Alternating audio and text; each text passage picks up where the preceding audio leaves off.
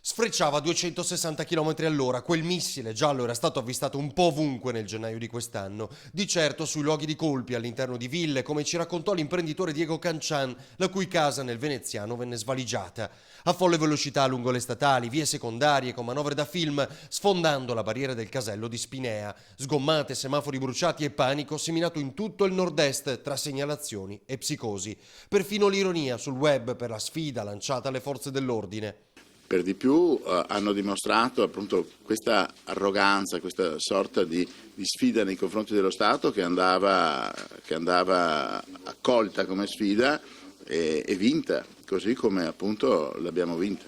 In un caso le bravate di questo albanese di 36 anni alla guida, un pilota più che nuotista, ora agli arresti in Grecia, potrebbero aver causato il decesso di una donna presa dal panico lungo la A4 dopo il passaggio del missile sgargiante.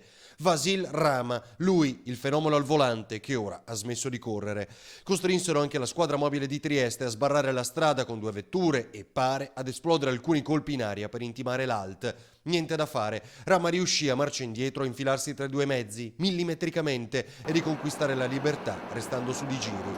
Dopo il furto dell'auto il 26 dicembre 2015 a Milano, l'inizio delle scorribande. Poi il ritrovamento dell'auto bruciata a Onè di Fonte, nel Trevigiano. La caccia è finita grazie al pool voluto dal procuratore e adesso si cercano i complici. È colpito da un mandato d'arresto europeo, essendo stato arrestato in Grecia non occorre la procedura di estradizione.